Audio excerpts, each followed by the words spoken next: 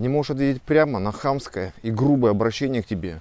Что же с этим делать, друзья? Почему такая несовпадуха? Мы вроде бы занимаемся боевыми искусствами для развития уверенности, но по факту в простой, реальной, бытовой жизни, сталкиваясь с какой-то агрессией, с каким-то хамством, потому что агрессия может проявлять различные формы, да? Это не только физическое насилие. Все начинается обычно там со взгляда, такого очень такого неприятного, пристального, грубого такого, да, вторгающегося в ваше, так сказать, внутреннее. И вы отводите глаза. Ну, как бы, чтобы не нарываться на конфликт, как-то неудобно, как-то неприятно. А что такое, а что случилось? То есть мы не готовы к таким ситуациям. Отводишь глаза от наглого взгляда в упор. Потом начинается словами какой-то замес. То есть человек посмотрел на вас глазками, вы начинаете от него как бы избегать этого контакта. И человек, который агрессивный, он понимает, что в принципе вы проявили слабость. Точнее, он так это расценивает. Агрессивный человек и тупой достаточно, он воспринимает это как слабость. И поэтому он переходит уже к вербальной агрессии. Чего ты на меня там это смотришь? Хуй ты смотришь на меня? Что ты там такой или не такой? Или как ты одет? Или что ты здесь делаешь? И так далее, и так далее. Деньги есть, а выпить, а покурить. И вот, глядишь, вы уже вот так вот друг напротив друга, лицом к лицу. Огоньку не найдется? А?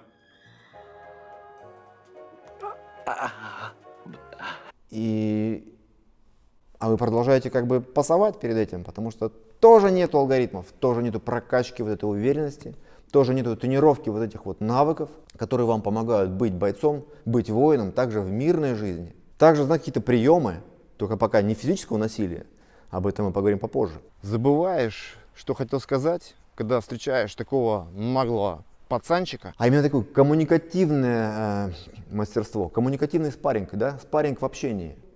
Вербальный спарринг, навыки вербального спарринга. То есть это простые навыки, которые мы просто упускаем из виду. Нас этому никто не научил. Ни папа, ни мама, ни дядя, ни тетя. Я веду это, друзья, к тому, что я готов вас обучить этим простейшим навыкам вербального спарринга и вообще просто поведению себя в ситуации, когда вы находитесь не в спортивном зале, а когда битва — это вот вся жизнь. Когда вот вся среда вокруг — это ваш доджо. Это доджо, это место познания себя, место познания пути, самоисследования, тренировки, практики и так далее. Так почему же мы не можем превратить всю нашу жизнь, как говорится, да, школа жизни, всю нашу жизнь в какие-то уроки, какие-то тренировки? Мне кажется, это будет очень правильным выбором. Мы не будем отделять тренировки в зале от тренировок в жизни, потому что те навыки, которые мы изучаем и приобретаем в спортивном зале, в доджо, мы должны быть готовы применить их уже в реальной жизни. Потому что мы можем проспать даже вот эти все развития ситуации. Про самооборону я сейчас говорю. Вы пропустили взгляд, спасовали, вы пропустили какое-то оскорбление, слова, вы пропустили дистанцию, как к вам подошли на дистанцию разговорную. Вы пропускаете захваты, толчки и так далее. Я боюсь других мужчин. Вы ведете себя реактивно. То есть вы реагируете на ситуацию, которая развивается сама по себе. А я вас призываю, друзья, быть проактивным. Понимаете, где-то раньше можно пресечь, где-то раньше вступить, проявить инициативу и не доводить это до физического насилия, вот этого контакта, спарринга и так далее, который, к тому же, вы можете проспать просто по той причине, потому что вы поздно зажигаетесь, поздно спохватываетесь. Чтобы быть уверенным в быту, вы должны развивать свои эти качества уверенности в быту. Одно дело в зале, другое дело на улице. Вот я вам предлагаю пройти курс, онлайн-курс. Это очень здорово, потому что есть, слава богу, интернет, есть возможности. Где бы вы ни находились, в любом месте точки планеты, где бы вы ни находились, всегда здесь есть я. Здесь и сейчас вы можете выйти со мной на связь, и мы можем с вами обсуждать. Потому что для счастливой жизни очень важно правильно спать, правильно питаться, правильно двигаться и правильно медитировать. Этот курс состоит из нескольких психотренингов, специальных практик, которые прошли тысячи моих учеников, когда я вел эти курсы прямо вот именно так массово в офлайне, когда шли группы, курсы там по 2-3 месяца. И эти курсы проходили много людей. То есть у этих практик очень хорошая результативность, потому что многие люди, которые занимались, многие мои ученики, они реально менялись. Они реально менялись и меняли свою жизнь в плане того, что они позволяли себе быть такими, какие они есть. Они позволили себе реализовать себя. Они стали предпринимателями, стали заниматься своими любимыми делами, несмотря на то, что им окружающая среда или общество навязывало свои какие-то стереотипы, там, клише, шаблоны и так далее, и так далее. То есть люди стали самостоятельны, люди стали активны, и они взяли ответственность на себя за свои действия.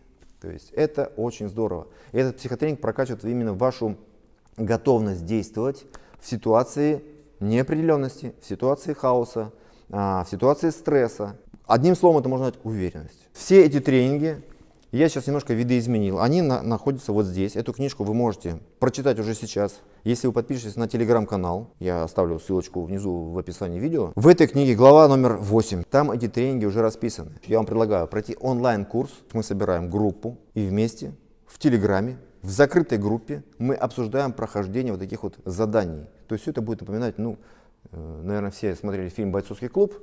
Вот примерно вот в таком формате. То есть дается задание, вы его выполняете, идет обратная связь, отчет можно даже в видео, можно в текстовом варианте.